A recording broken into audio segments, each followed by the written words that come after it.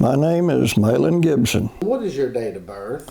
9/16/34, be September the 16th, 1934. I was born about 2.5 miles west of Farmington, out in the Little Elm community. This interview is for the Farmington Oral History Project, and we just want to verify that we have your permission to use this interview. That's fine. And tell me, Mahlon, who were your parents? My parents were Marvin Gibson and Izetta Gibson. And tell me about your family when you were growing up as a child. Who were your siblings? I had no siblings. I was an only child, and my only friends really were boyfriend and girlfriends up and down the community. Tell me about your family's business. What business was your family in? They were strictly farmers. Back in those days, it was fruit farming, apples, grapes, and strawberries, and cattle. We had it all. Tell me about your part on the family farm. Running errands, chasing cows, helping milk, hoeing strawberries, you name it. I got some of it. Tell me more. How early did you start working on the farm? What all did you do? I started working on the farm probably when I was about 5 or 6 years old, just doing chores. And then as he came along, I did more and more, took over the tractor driving and did it all again. Tell me about your farm. Where did you live and what was your farm like? We had about an 80-acre farm, and it was located in the Little Elm community, or Bethel Grove community, is sort of interchangeable there, right directly across from the Little Elm Baptist Church. I think that's still there.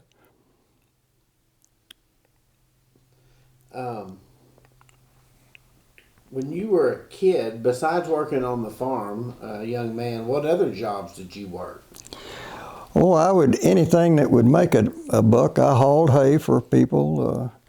As I got a little older, I did tractor work for them. Before that, I would do work with a team of horses for them.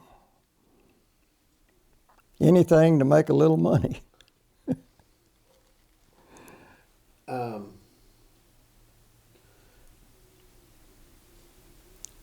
Tell me about your earliest memories of Farmington. My earliest memory, one that really sticks in my mind, would be coming through Farmington, and it was between World War I and II. Things were tough back then. People were hungry. And right directly across 62 from the old high school was a big tract of land that ran almost back to where they're building the new Farmington High School. And that belonged, or it was leased, or at least it was leased to, I don't know what the ownership was, to a big company that, well, I told you a while ago what it was, but anyway, Stark's Nursery. They were a national company, and they raised all kinds of plants, trees, you name it. And I can remember coming by there, and it looked like there was 1,000 people out there working in that field. I'm sure there was 40 or 50 or so, but everybody was looking for work, and that kept Farmington from just drying up. How important was the business there? Tell me more. You mean how important was Stark's Nursery? Well, it was important in that it saved Farmington, but it was an important business. They shipped plants and stuff all over the United States. I don't know if they're still in business or not. They used to have catalogs. I think they are still in business somewhere. Did you ever work for Stark's or know anyone who did? I never worked for Stark's. I was pretty young at that time. I can't recall anyone in particular that worked for them. I do recall one gentleman's name, Hobo Hickman. And I can't tell you what his real name was, but that was what he went by. He lived directly across from Stark's Nursery, and I think he worked for them for a long time. What other businesses or stores in in Farmington do you remember? Well, there was McNeil's grocery store, old grocery store there, directly across from the courthouse at that time. I mean, the post office at that time. And that's about the only business I recall at that time. Now, a little later on, they got another grocery store up the street a little ways. But you went through Farmington just real quick. There wasn't much there. Tell what it was like going to school in Farmington. Or where all did you go to school? Tell me about that. Okay, I started the school at Bethel Grove, which was a little country school, 1 through 8 grades.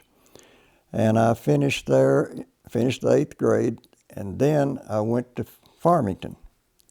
And I did my first 2 years in Farmington. I rode the school bus then. Those little stores outside back earlier didn't have school buses, so that's why there were so many little school around. People had to walk if they went to school or ride a bicycle. But that's as far as I can remember back on that particular school. Now, when I got to Farmington, I went through the 9th and 10th grades. And my parents, particularly my mother, was a big advocate of me finishing the university. So we found out that the agricultural school at the university required you to have chemistry and that sort of, and 2 or 3 more programs that Farmington didn't provide. One of the teachers at Fayetteville lived down the road from us, so I would ride with her every morning and come home with her at night. And I finished my last 2 years of high school at Fayetteville and got those courses that I needed to go to college. Talk about going to college and furthering your education after that. Okay, I started to college. I can't recall the exact date. I finished high school. I guess I started there in the fall of '51. And I rode with that teacher again. She would bring me in and drop me off at college for a year or 2, and then I bought me a car. And I take it back. 1 year I rode with some kids from Prairie Grove who were going to university. And I don't recall their name. They lived out just south of Prairie Grove. But I made it through college in 4 years, and then I went into the Army. Tell me more about going to school in Farmington. Who were some of your classmates and some of your friends that you remember? Oh, some of the Mahlon girls that lived out west of Farmington. Probably my best friend in school and still is at that point was Jimmy Reef. He lived right in Farmington. He turned out to be a very successful businessman and lives up at Rogers now, retired. Oh boy, I can't remember all the names of them.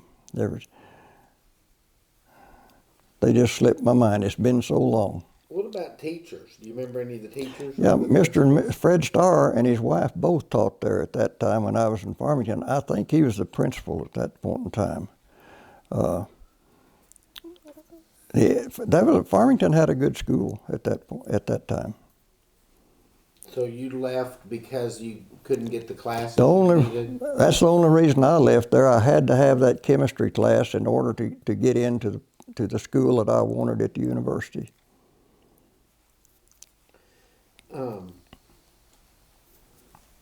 Tell me more about growing up in the Bethel Grove, Little Elm area. What all, when you were a kid, what would you and some of your friends do for fun? Well, they always said if you come up with a baseball glove, a .22 pistol, and a bicycle, you'd made it. And we didn't get the pistol quite that early, the rifle quite that early, but we'd get on our bicycles. We played baseball. We'd ride to the Illinois River down there and swim, and I had a pretty good bunch of ponies at that time, and I say 4 or 5 ponies, and we'd get those ponies saddled up and all take a ride. Pop Williams, I don't know if you know Pop. Pop Williams, he wasn't related to me, but every Sunday afternoon he had a donkey named Patches. I do remember that. 3 or 4 of us would go over and try to ride Pop's donkey. We never could make it. If he couldn't throw us off, he'd just lay down on the front end and spill us off. But that's one thing. I don't know why that particularly stuck with me, but it has. Who are some of your other neighbors and friends that you remember out in that area? Well, the Cunninghams lived right across the street from me, of course. Tony's down at Prairie Grove now, and his mother. The Dormans, Shipleys lived close to us, Norman Shipley and his family. And, oh gosh, there were lots of kids. They lived around us there. What else do you remember about the town of Farmington? Was the streets paved, or what were they like when you were a kid? I think the street was still gravel back with my first memories, and it straightened out. It didn't follow the route that it's on now exactly. It went out about where just east of Farmington School, and it turned left. It made a 90-degree left, and it went down there about a quarter of a mile and made a 90-degree right. And but you know, back in those days, they followed the property lines. They didn't take people's property. They just kind of ran the road how it had to be run to not go through somebody's place. But I don't recall when they paved that road, but it was. I can recall when a lot of it was still gravel. Who were some of the people that lived in the Farmington area there in town that you remember, if there's anyone? Around in Farmington? Well, you had some Broyles people that lived there. This Reef family lived there. Gosh, I can't remember too many other McNeil's had the grocery store. And then DeLance Phillips added the grocery store out on east a little further. That's about all the ones I can remember by name offhand. We were talking earlier about what you and your friends did for fun. What would your parents and their friends and their neighbors do for fun? They'd visit. I remember about every Sunday afternoon you'd go to somebody's house and the kids would play and the parents would visit. My dad was, well, a lot of men back then were big quail hunters. A lot of them would go quail hunting. The women would, they had a lot of quilting bees back then. I can remember that from a youngster. The women would get together and visit. There wasn't a whole lot to do. You just made your own, own enjoyment out there. Where did your family go to church if you did go? To the Bethel Grove Church, and it was 3/4 of a mile due west of the Little Elm Baptist Church. That's an interesting point. That church was it was a Presbyterian church right near where the grade school was. And sometime, I don't recall exactly, but probably in the 50s, they moved that church to Prairie Grove, and it made it part of the Presbyterian church that's in Prairie Grove now. Part of that building is the old church building from Bethel Grove. And how they moved that thing that far without tearing it down, I don't remember. Tell me more what it was like back in those days. How were times different back then than they are from now? Times were a lot slower. You made your own enjoyment. Nobody had any money back then to speak of. I mean, if you could come up with just a little money, you were a wealthy man. I don't know of a millionaire back then, unless it might have been Jones Truck Lines. But times were tough, and the boys, we'd get together and play baseball and whatever we had to do. Go fishing, go hunting. The girls, they did what they did. But you didn't go to the movie. Very seldom you made it to a movie, but after we got bigger in high school and college, well, things changed. But as a real youngster, there wasn't a whole lot to do unless you made it yourself. how did you end up working or getting your law degree and then later becoming a judge? Kind of tell that story after you got out of the service. Well, I graduated at the university with a degree in agriculture. I had some offers from 2 or 3 big feed companies then. I wasn't interested in really going that route, so I went back to the farm at that time and farmed, raised cattle, and it's still back in the same community. Then I was called into the service. I went in and did my time in the service, and when I came out, we had a pretty good poultry operation as well as cattle when I went into the service. When I came out, the poultry people began to tell me that you're either going to have to get big or get out of the chicken business. And we had about 20,000 capacity that time. That was pretty good at that time, but it was small in today's numbers. So I decided that might be time to make a change. And I had an offer from a real estate agent that wanted me to go to work for him. So I thought, well, I'll give that a try. In this period of time, my wife and I had gotten married. I went into the real estate business and worked in it about 2 years and opened my own business.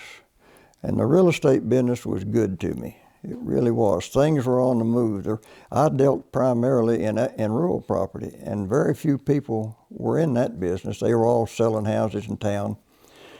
I was very fortunate. I made some contacts with some California, Arizona people that came back and bought a lot of land, and I was doing pretty good. Then I got reactivated in the service, called up in the reserve. So I went into that for a year. That didn't help my real estate business any, although I had two people running it for me. But Rex Perkins, who was a pretty well-known attorney here in Fayetteville, was a big friend of my dad's. They did a lot of hunting together, and he always told me, he said, when you grow up, I want you to go to law school and be my partner. And the more I got to thinking about that, I thought maybe he had something. So I sold the real estate business, and I went into law school. And Rex helped me get in there and paid some of the freight for me to get in there. I started in January of that year. Rex died I started in January that year. Rex died in November of that year. So there I was. That didn't work. But anyway, I went up and finished law school. Got out of law school, went to work for Walter Niblock, and worked about 1.5 years from him, and I enjoyed it, but I knew right then I was never going to be a good pencil-pushing lawyer. I didn't like that type of law. Several of the attorneys in town got after me and agreed to support me if I'd run for prosecuting attorney. What year was that? That was in oh boy. About what year? That was in 1958, I believe, or 58 or 59, right in there. I graduated from law school, and like I say, I worked for Walter for a little while, and I believe it was in 61 that I decided to run for prosecuting attorney, and with the help of a bunch of lawyers, I got elected. And I served there for 8 years. And then I decided to run for circuit judge. Judge Cummings was retiring at that time. And I won that, and I served there for another 12 years. So I put 20 years in there, either as a prosecutor or a judge. Then I got out. I'd got my retirement time in. I got out and practiced law for W.H. Taylor and some of those boys for a while, primarily W.H. And then I just decided I'd retire. I always had a little land and cattle all the way through it after I was about 12, 14 years old. And so I went back and I bought a farm and ran cattle on it. And then the highway came by, and where the women's hospital is now, that was my last piece of real estate, and I sold that and retired. Where's this? Out on the interstate, right there at Johnson Exit. That's all built up in there now. Tyson has got his his home on there, down on 412, but on 112 rather, but there was 100 acres in that piece of land. Tell about the old homestead. Whatever happened to it? I don't know who owns the old homestead now. I'm not sure the house is even there. I know the chicken houses are gone, and I think there's an old barn. I went by there about 2 or 3 years ago going to Prairie Grove or something, but that country's all changed. The one place out there that hasn't changed much is Joyce Cunningham's. It's just about like it was. Of course, at one time they raised a lot of chickens, a big grape vineyard. Tell me about your neighbors, the Cunninghams. What do you remember about them? Great people, good neighbors, good neighbors. Of course, Joyce's husband, Tony's father, was captured in World War II, and he was gone for quite a while. And then, but he came back. He was in a prison camp, and he came. Everyone thought that he was gone, and he just showed up one day, got back. But the Cunninghams were good neighbors. Joyce is still a good neighbor out there, I'm sure, to everybody around her. She'll do anything to help you. And Tony's in Prairie Grove. I think he was in the real estate business the insurance business for quite some time. When you drive out to Farmington now and look around, what do you notice about how much it's changed? What I notice is, I guess, what you just couldn't miss, and that's all the building that's gone on, particularly residential stuff. We have 2 daughters, and both of them live in Farmington. They build homes out there, and the building's just gone wild. Of course, it's going that way everywhere. Tell me about your family, your wife and your kids. Well, my wife was from here in Fayetteville. We had 2 daughters. And I've got 3 granddaughters, 1 grandson. One of the granddaughters is just 11 years old. So I've still got granddaughters to work with. She's married to Brad Woodward, who he went to school in Prairie Grove, I think, at least some of the time he did. And he has quite a herd of cattle now. You said you always farmed or had a farm for a long time. Mm-hmm. Do you still do any farming? I don't now. Only thing I do now is help my son-in-law Brad with his cows.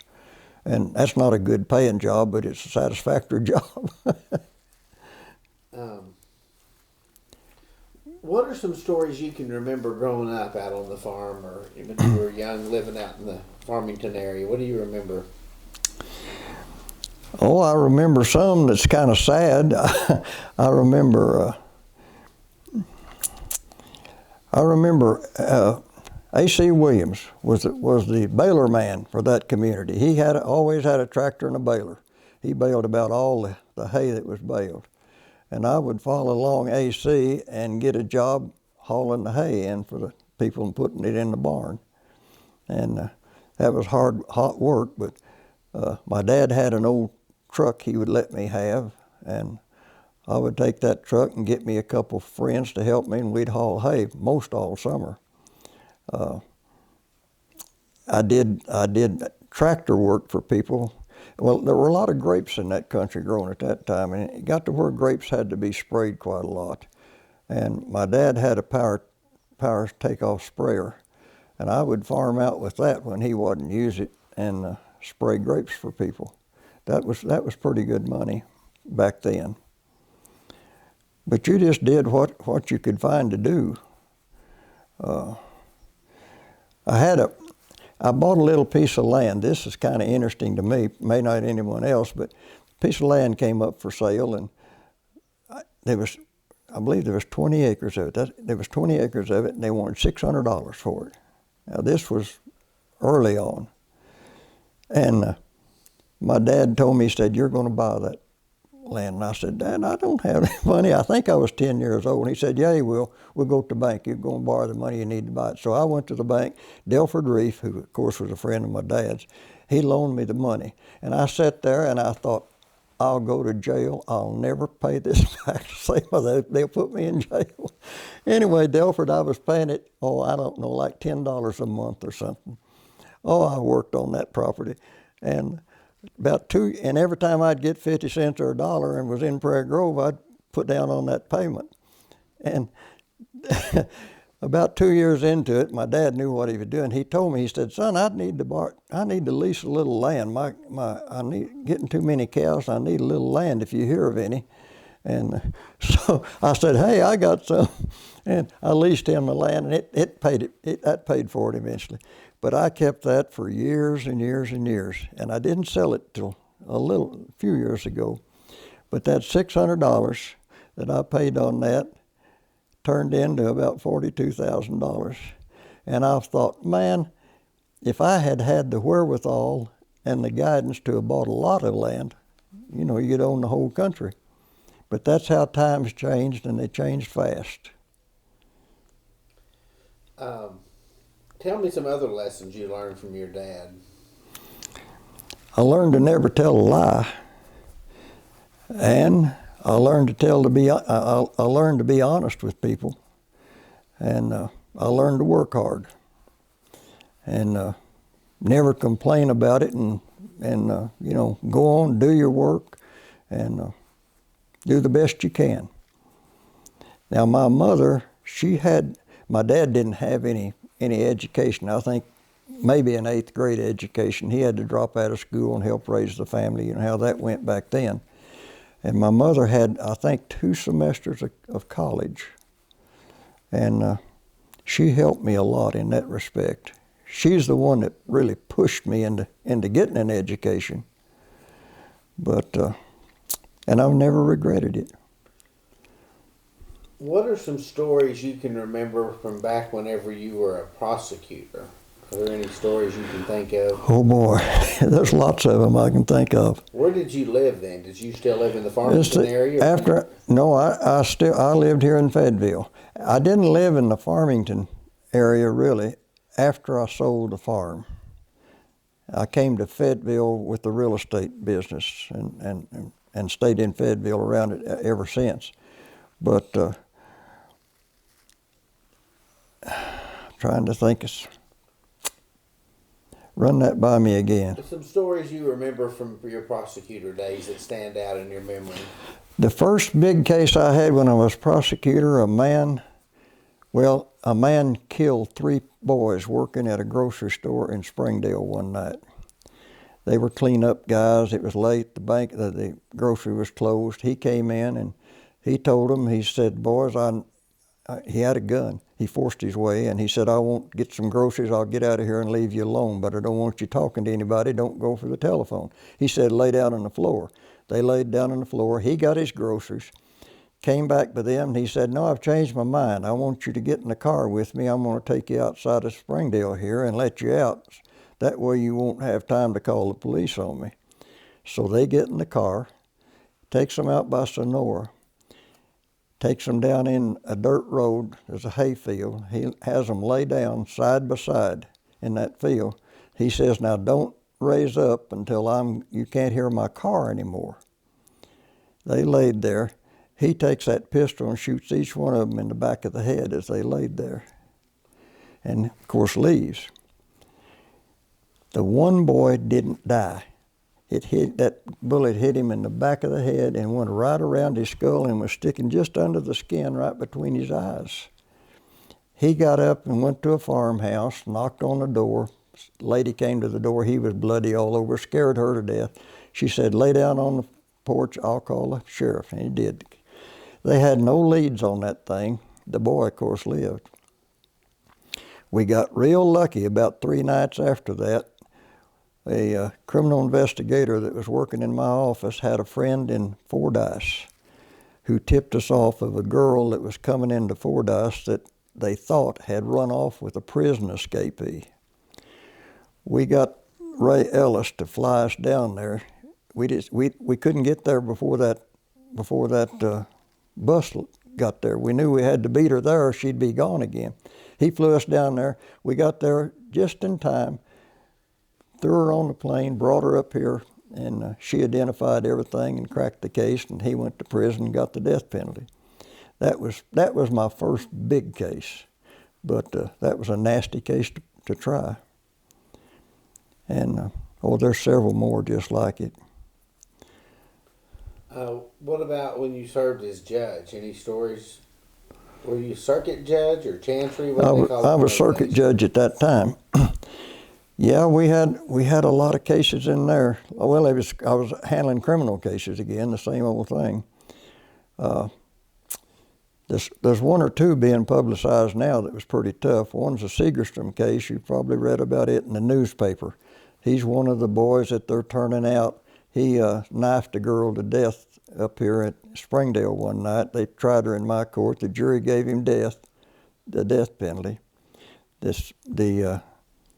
No, they didn't. They gave him life.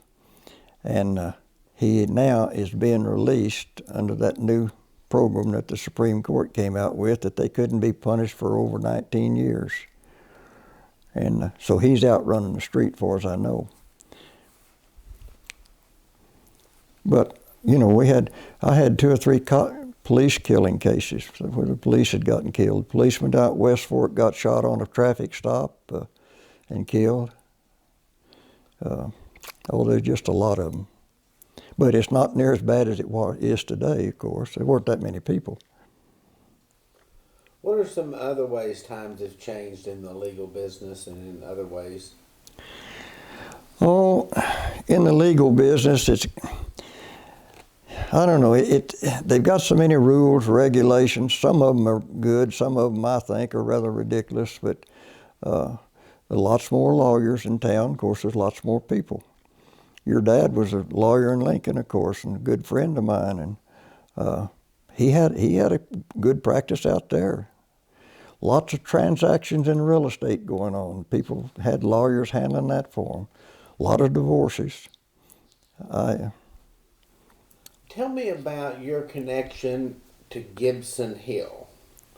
What is Gibson Hill and how are you connected to it? Well, Gibson Hill is a very steep hill that goes off across Hamstring Creek, and it goes down through Maury Hill's farm, or land that he uses. My great uncles, 2 great uncles by the name of Gibson, Bill and Bob Gibson, lived right at the base of Gibson Hill. That was named after them. And everybody always thought Gibson Hill was the biggest obstacle they'd ever see in this land. Now it wouldn't amount to much, but if you trying to think how you would find it easiest, but if you're familiar with that part of the country at all, it's just off of Hamstring Creek runs down into the Illinois out there. Isn't that Hamstring? I thought it was Goose Creek. Huh? Is that not Goose Creek? Goose Creek, you're right, Goose Creek. It crosses Goose Creek right at the bottom of Gibson Hill. And then it turns a T and turn left, go down to Maury Hills, turn right to come back into Farmington. But that kind of a funny story about Gibson Hill. We were teenagers then, and a couple of boys had, Junior Allen and Ronnie Allen, both of them lived in Prairie Grove at that time. We were all kind of grew up together. Junior was a little older than us. Junior came up with an old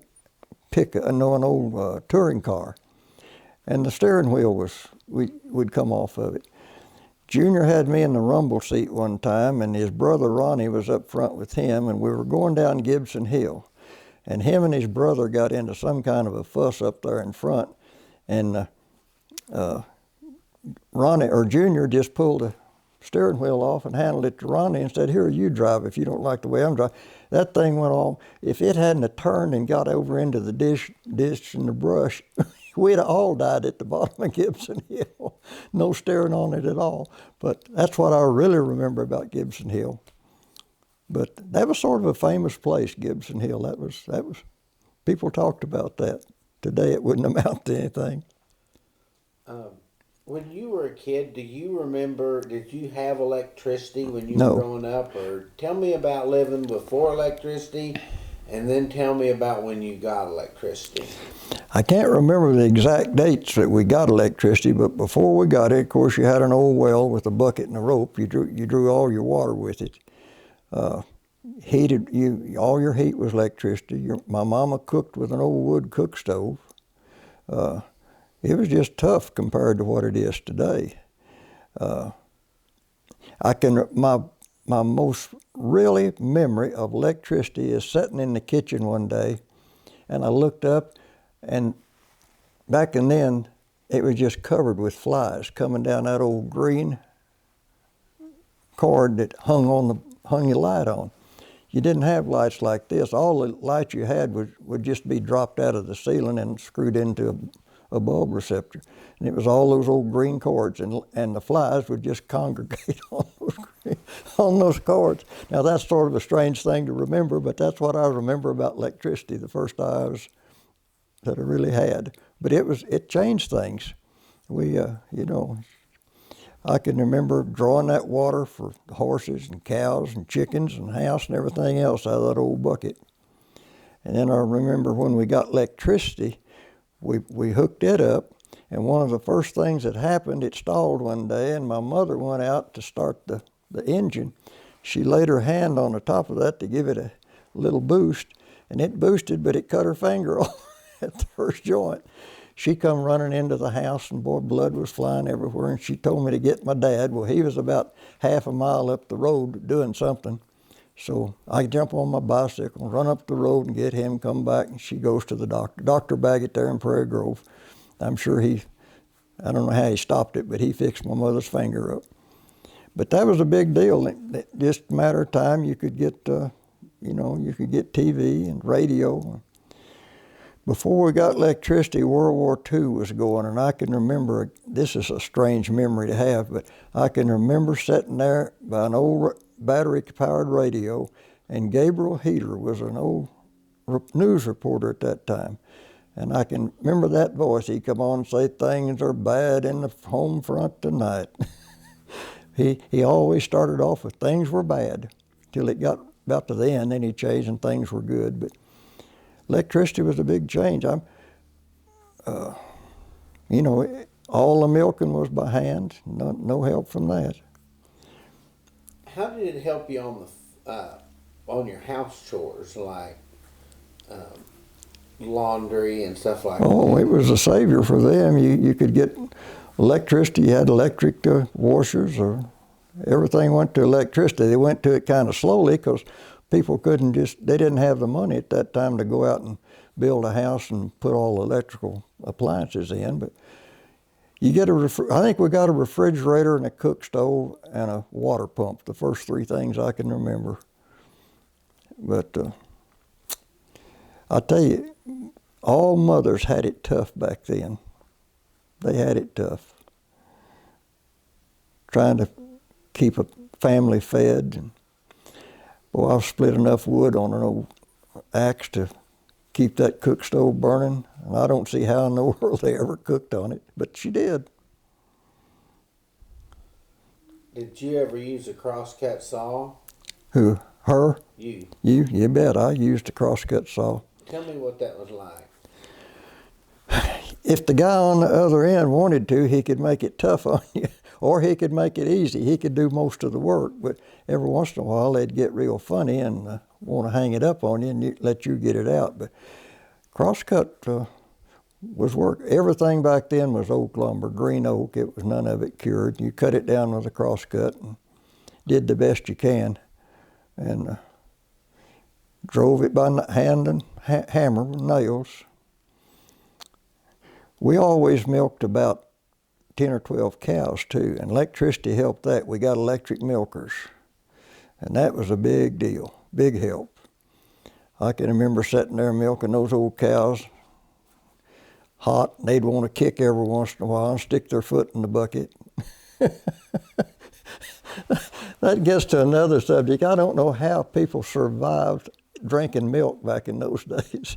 You'd go out there and milk those old cows, and pet milk company would run a route, and you'd put your can of milk in a tub of water out by the road. They'd come by and pick it up. It might be hopefully it was the same day you put it out there, but I don't know what that milk looked like at the other end. But about all the strainer did for you before you put it in the bucket, it just kind of took the straw and the manure out. I don't think it done anything else. Tell me about raising. You said at one time you had 20,000 chickens. Mm-hmm. What year was that in, and how did you have so many?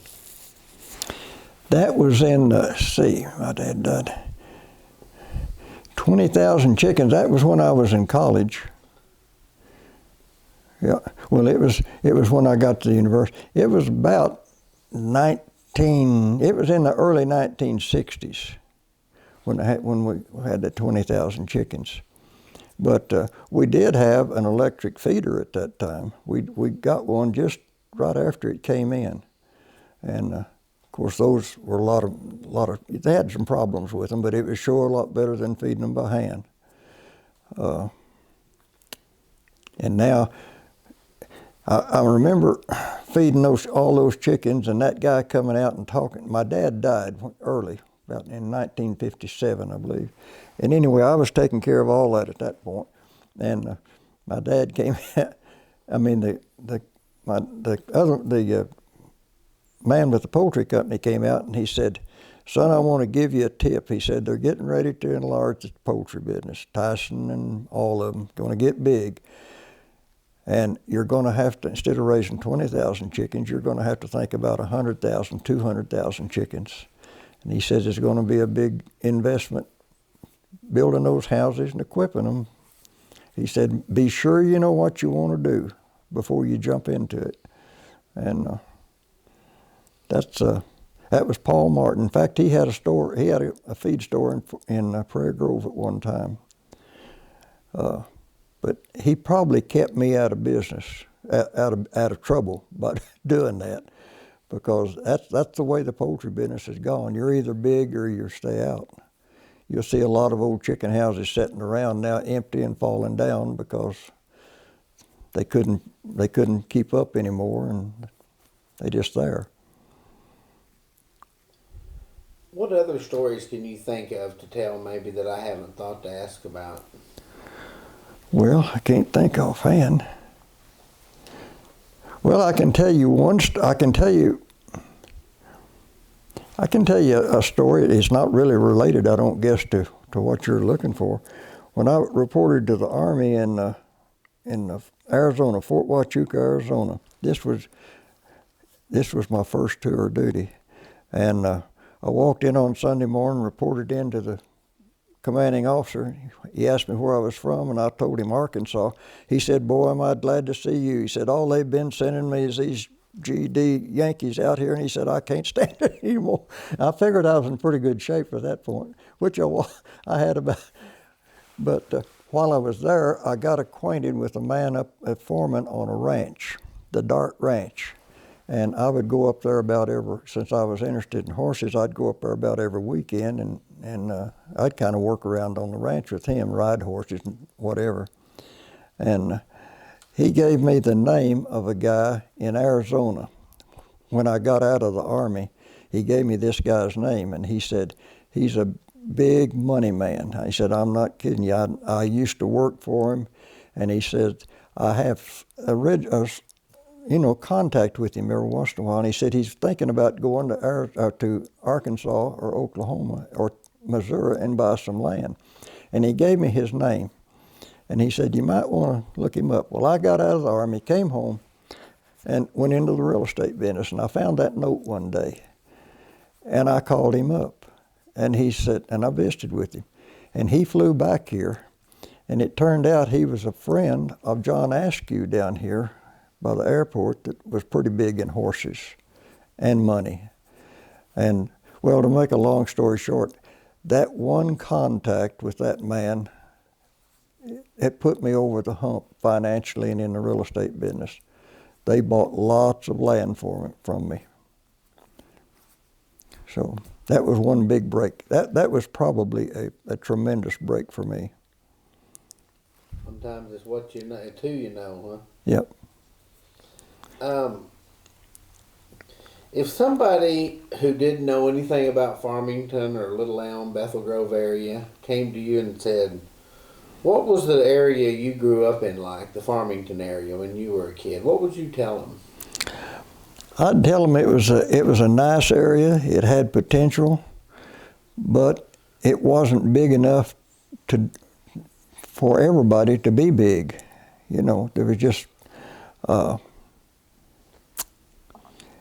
it was really, that part of the county was really, it was the level, the smooth part of Washington County. You go most any direction except up north a little bit around Springdale, Tawnytown.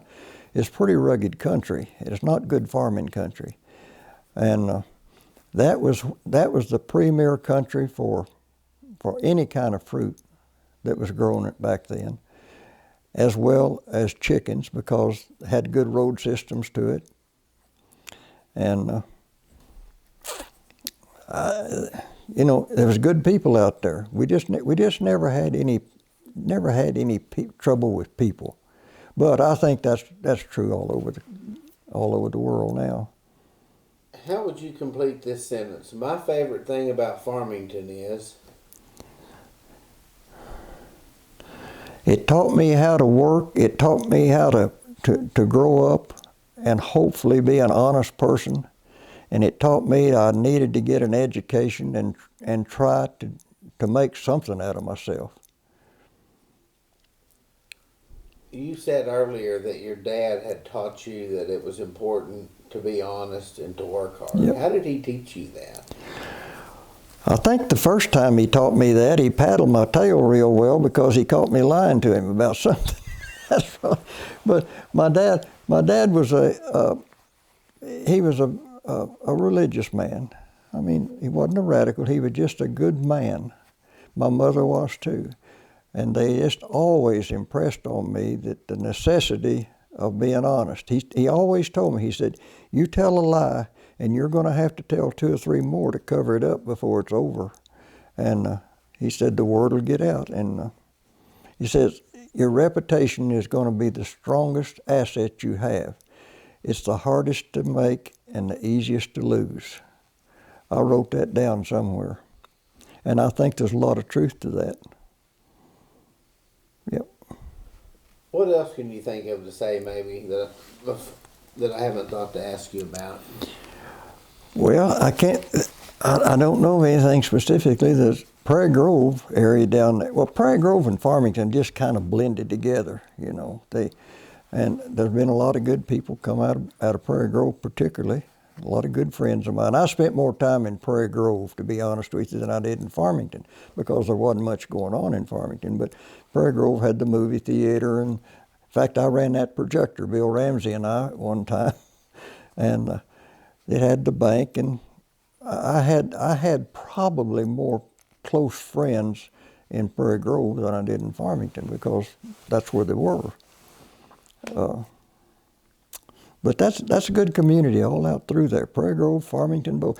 Prairie Grove is going to pretty much, well, it'll be an agricultural community a lot longer. Farmington's going to turn into a bedroom community for Fayetteville. It's just going to build up, and that's going to be about the end of it. I mean, end of its identity. Anything else? That's all I can think of. It's been a good ride. I think I had a good place to start right out there with those people. They took care of me, and I tried to help them when I could. And I wouldn't do it again any different.